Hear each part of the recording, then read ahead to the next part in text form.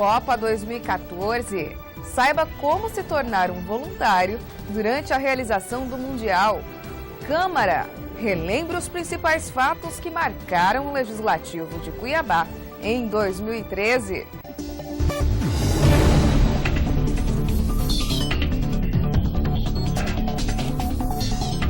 E também uma entrevista ao vivo com o corregedor da capital, Silvano Galvão. É sexta-feira, dia 17 de janeiro, e o RDTV já está no ar.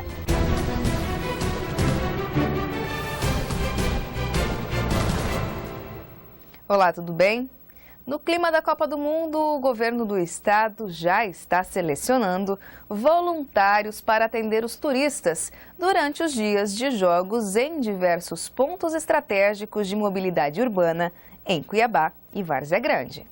O programa é uma iniciativa do governo federal integrado com o voluntariado da FIFA e deve funcionar como uma ampla rede de mobilização, atuando em pontos com grande fluxo de pessoas, como o Aeroporto Marechal Rondon, o Terminal Rodoviário de Cuiabá, todo o entorno da Arena Pantanal e nos principais pontos turísticos da capital, a exemplo, igrejas e museus, além dos shoppings. Este voluntariado, que iniciou há 3 dias atrás as inscrições, é o trabalho da cidade de Cuiabá.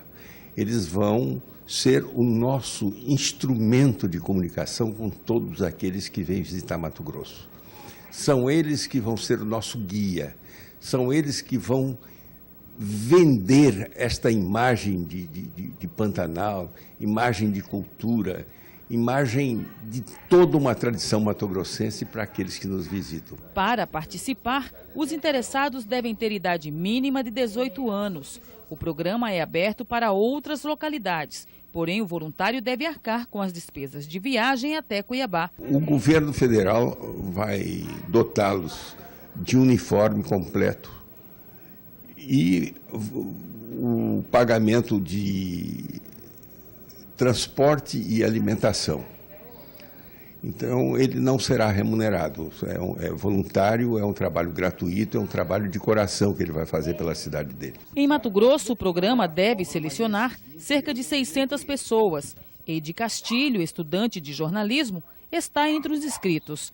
Para a jovem, essa é uma excelente oportunidade de conhecer novas pessoas e culturas, inclusive de outros países. Vi a matéria em um site de notícias e achei interessante a oportunidade de o governo oferecer a nós, estudantes, e todo o público da população cuiabana estar participando do programa. Além dos inscritos no programa, servidores do Estado também devem ser selecionados para atuarem como coordenadores, por meio de chamamento público. Os voluntários trabalharão até 4 horas diárias e os servidores em turnos de até 8 horas. Todos os selecionados vão receber auxílio transporte e alimentação.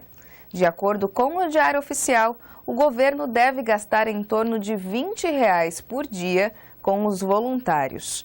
Os interessados devem se cadastrar no site do Programa Brasil Voluntário, no endereço brasilvoluntario.gov.br. E a presidente Dilma Rousseff, do PT, deve participar da inauguração da Arena Pantanal, que está prevista para fevereiro.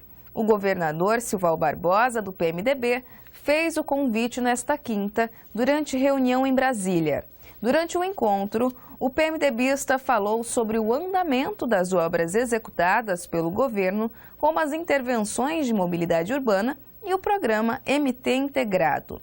Das 12 cidades que vão receber os Jogos da Copa do Mundo em junho, apenas 5 já concluíram as obras dos estádios. A previsão inicial para a conclusão da obra aqui em Cuiabá era dezembro do ano passado, mas só agora que as cadeiras começaram a ser colocadas.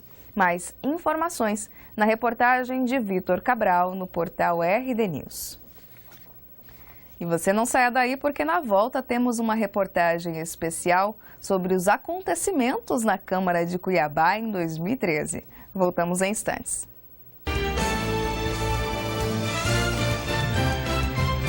Rotas da Copa. Se tiver mais de um veículo em casa, organize os horários da família para saírem todos juntos em um carro só. Procure rotas alternativas no seu caminho. Saiba mais no site www.mt.gov.br. A Assembleia Legislativa trabalha para garantir os seus direitos. A Casa Cidadã aprovou e irá fiscalizar a implantação do projeto MT Integrado, um grande programa de infraestrutura que vai tirar os últimos 44 municípios mato-grossenses do isolamento. Serão mais de 2.000 quilômetros de asfalto que interligarão essas cidades às principais rodovias do estado. Projeto Mato Grosso Integrado. Dignidade para você, desenvolvimento para todos. Assembleia Legislativa de Mato Grosso. Casa Cidadã.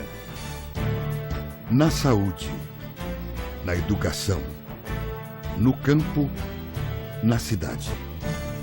A Assembleia Legislativa trabalha para o nosso estado crescer cada vez mais. Com leis, projetos, audiências públicas, debates, ações de cidadania e muito respeito pela nossa gente.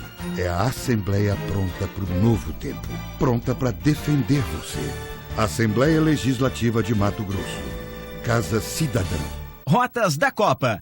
Avenida Historiador Rubens de Mendonça, CPA, está interditada parcialmente sentido CPA, Centro, próximo ao trevo da Cefaz. Fique atento à sinalização. Saiba mais no site www.mt.gov.br.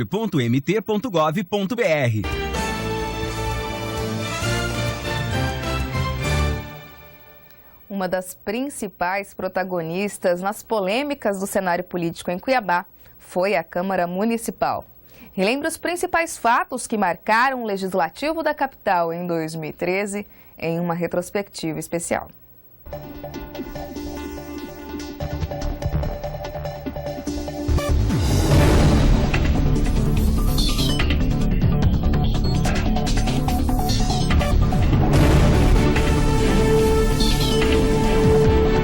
A eleição da mesa diretora para o biênio 2013-2014 já sinalizava os embates que ocorreriam ao longo do ano entre o Executivo e o Legislativo de Cuiabá. O grupo do prefeito Mauro Mendes, do PSB, perdeu a presidência da casa para João Emanuel, do PSD, em uma eleição disputada voto a voto e acompanhada de perto pelo sogro do social-democrata e até então presidente da Assembleia Legislativa, José Riva, do mesmo partido. Eleito com 14 votos a 11, o primeiro ato de João Emanuel foi convocar os membros da mesa para uma reunião com o Executivo. No encontro, os gestores definiram que o relacionamento entre Câmara e Prefeitura deveria ser de harmonia, independência e comprometimento de ambas as partes.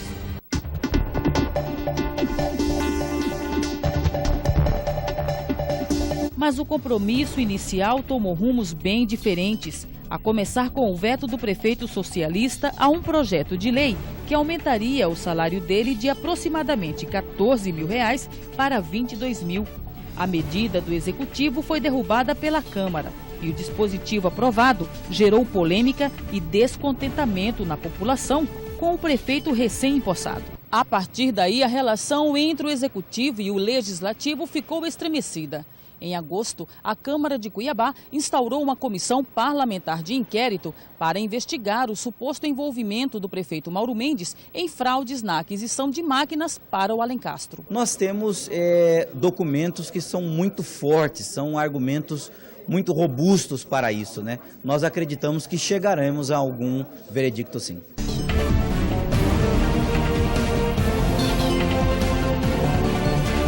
Mas o trabalho da CPI dos maquinários não avançou e os embates entre oposição e situação tornaram-se cada vez mais intensos. Isto porque os parlamentares da base do governo apontaram ilegalidade na composição dos membros dessa CPI. A bancada quer participar. O que não pode é tolir a bancada de sustentação de não participar da CPI.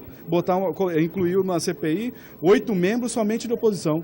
Ou seja, eles se fecham e decidem em qualquer ponto. O impasse tirou o foco dos vereadores da CPI e do Executivo. E as sessões na Câmara de Cuiabá transformaram-se em palco para discursos inflamados. O pedido de afastamento do então presidente João Emanuel, do PSD, feito pela base de sustentação do Executivo, sob a justificativa de descumprimento do regimento interno, fez com que a Câmara de Vereadores voltasse a ter o antigo estigma de Casa dos Horrores.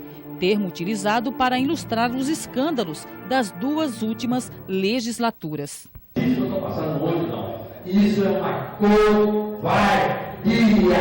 Isso não é papel de homem. Homem tem que ser homem. Quando eu falo, não é homem, porque eu não sou aqui gay. Não. Tem muito gay que é mais gente. Muito mais homem do que gente que está aqui dentro.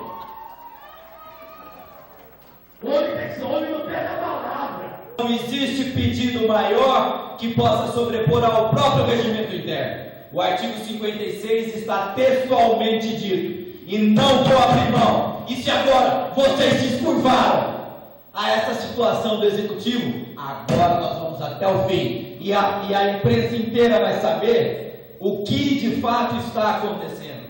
Nem mesmo o regimento interno foi suficiente para manter João Emanuel na presidência.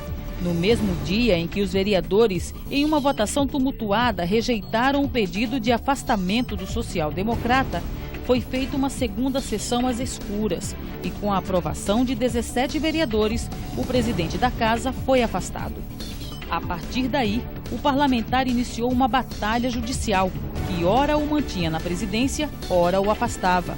Mas as investigações do GAECO sobre o suposto envolvimento de João Emanuel em esquema de desvio de dinheiro da Câmara insinua a participação dos colegas parlamentares nesse esquema. Aqui são 25. Ela sabe, acho que você não acha que é do país, né? 25. Mas lá fica a parte do executivo, isso aí, o seu financeiro. Ali não já, que isso ali é só artista. O mais tranquilo ali, você não imagina. O pior é aquilo lá. Deixa pra lá. Deixa pra lá. Vamos mudar o negócio empresarial deles. Com essas e outras declarações, o social-democrata perdeu o apoio dos colegas parlamentares, que foram obrigados a prestar esclarecimentos à Justiça sobre o caso. Sem apoio e correndo o risco da cassação do mandato, o parlamentar perdeu espaço no Legislativo e no dia 3 de dezembro renunciou ao cargo. Já no dia 6, foi eleito e empossado o novo presidente da Casa, Júlio Pinheiro, do PTB, que no primeiro discurso anunciou medidas consideradas enérgicas, a exemplo da demissão de todos os comissionados. Eu vou tomar pé das situações, mas uma coisa já adianto para todos vocês.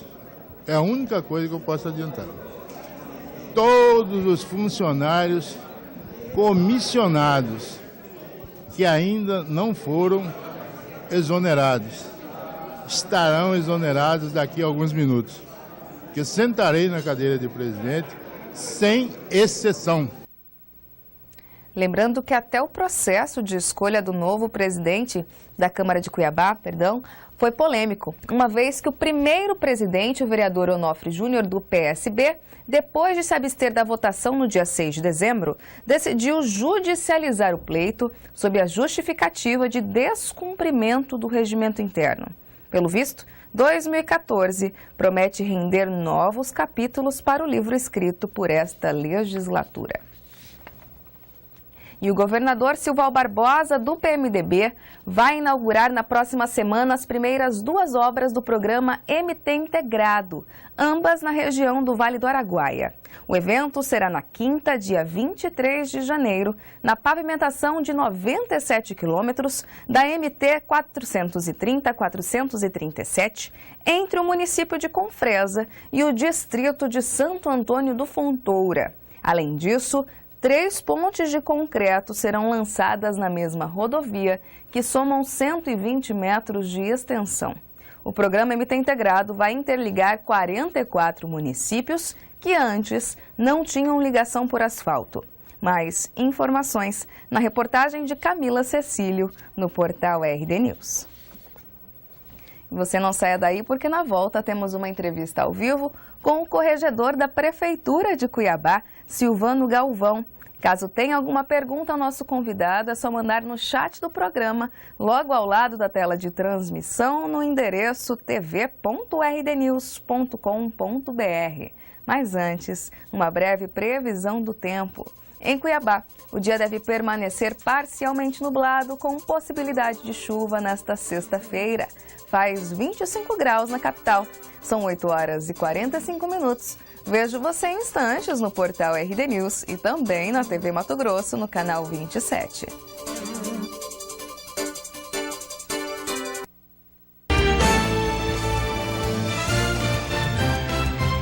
Rotas da Copa.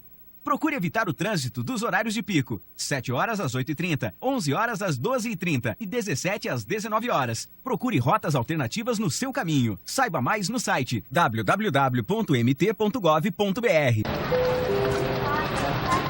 O destino pode ser tentador, mas essa viagem não tem volta. Todos os anos, milhares de pessoas são iludidas com propostas de trabalhos tentadoras. Duvide sempre de oferta de emprego fácil e lucrativo. Tráfico humano. Não embarque nessa. Denuncie. Disque 100. O câncer de pele é o mais comum entre os brasileiros e mata. Durante o verão, na piscina e na praia, os cuidados devem ser redobrados. Câncer de pele. O sol deixa marcas que você não espera. Previna-se.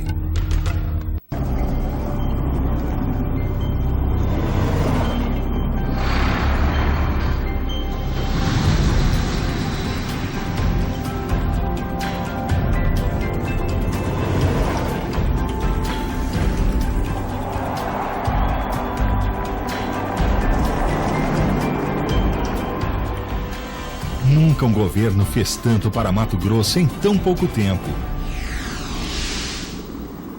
Rotas da Copa. A Avenida da FEB está interditada parcialmente no sentido Várzea Grande-Cuiabá, no trecho do quilômetro 0.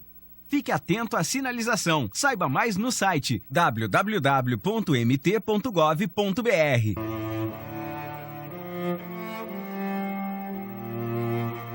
A violência sexual contra a criança e o adolescente é uma prisão, onde o condenado é a própria vítima e a sentença dura a vida inteira. Denuncie esse crime. Só assim vamos libertar o futuro de muitas crianças.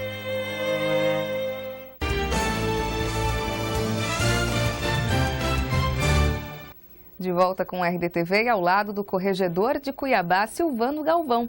Caso queira fazer alguma pergunta ao nosso convidado, é só mandar agora mesmo no endereço tv.rdnews.com.br. Inclusive você que nos acompanha pela TV Mato Grosso, no canal 27, que a gente faz a sua pergunta imediatamente aqui no estúdio. Enquanto isso, vamos ao nosso bate-papo. Olá, corregedor, e obrigada pela presença aqui no RDTV.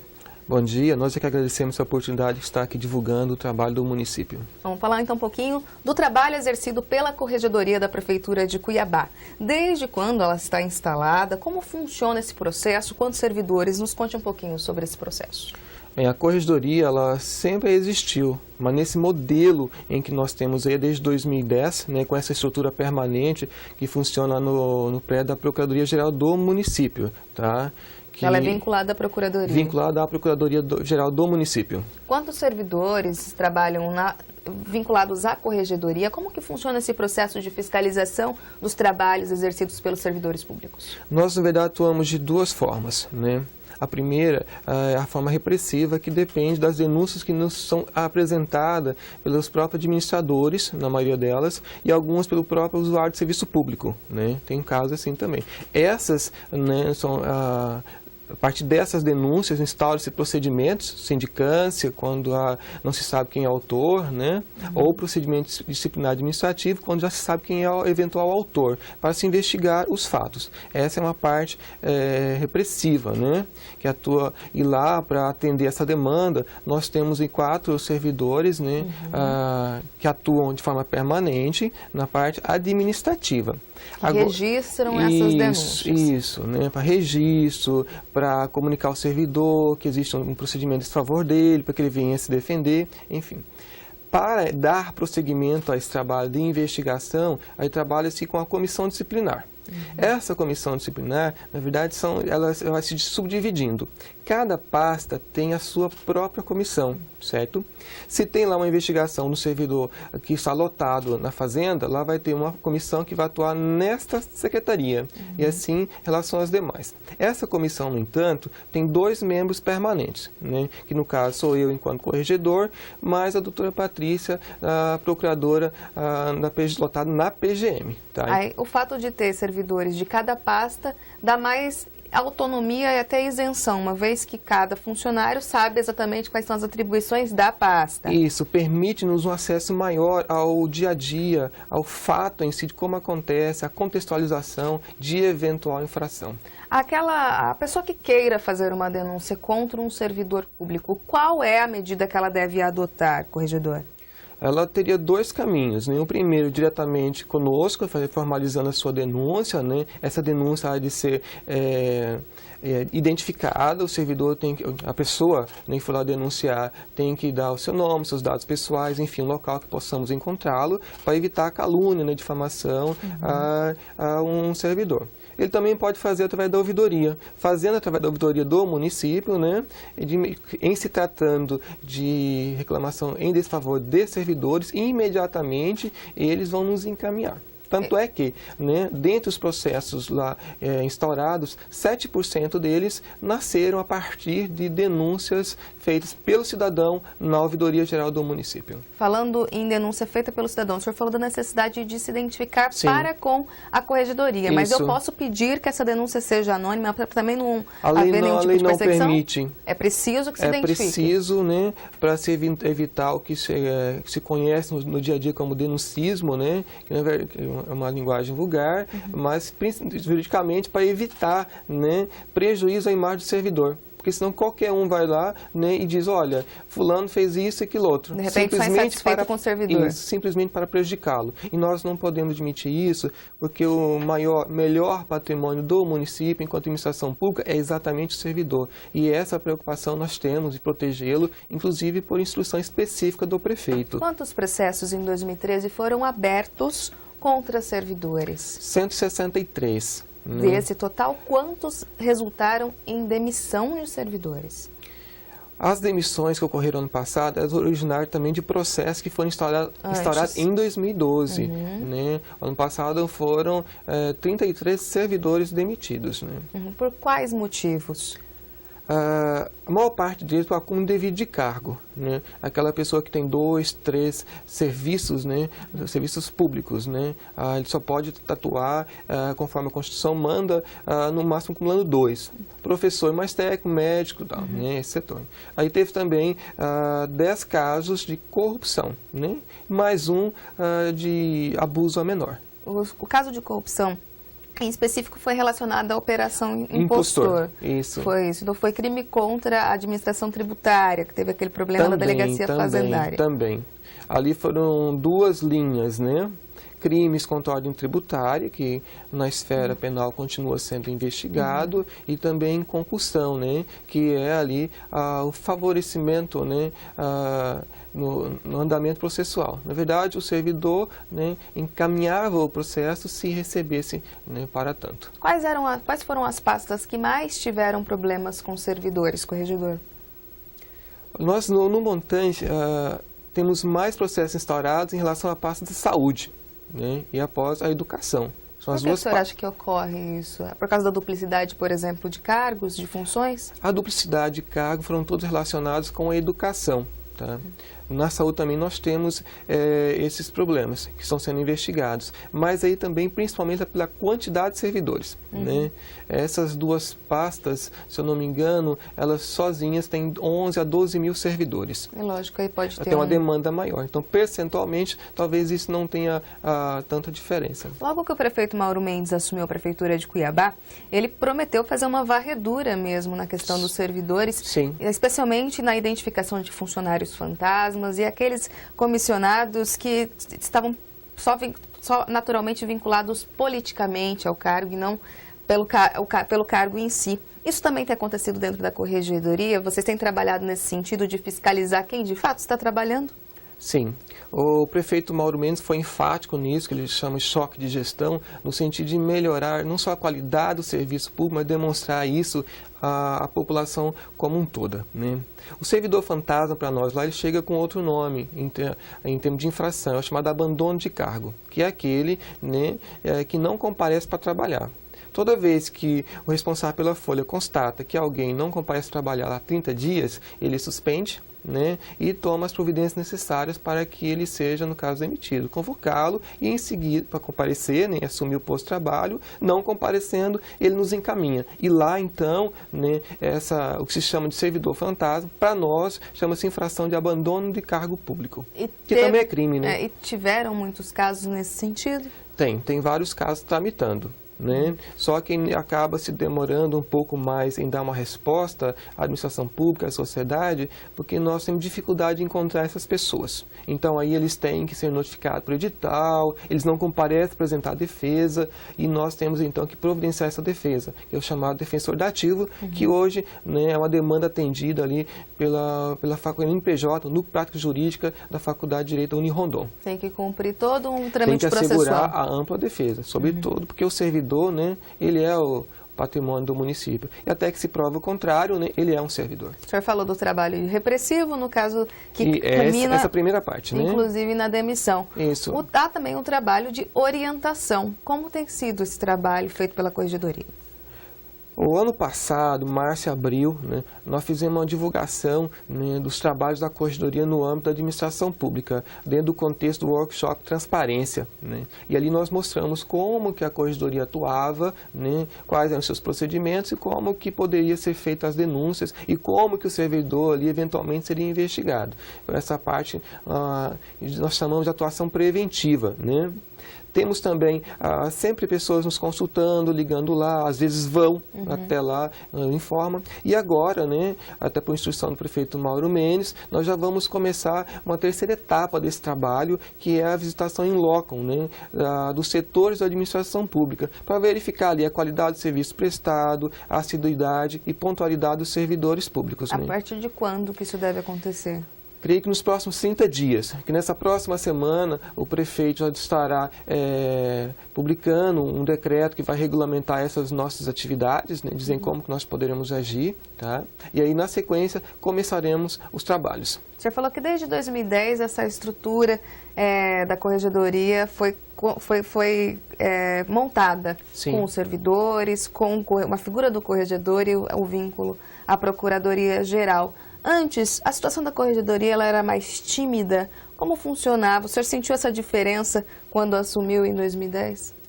Antes, na verdade, funcionava por uma lei anterior, numa forma anterior. Tinha já esse mecanismo, né, para investigar a atuação do servidor, né?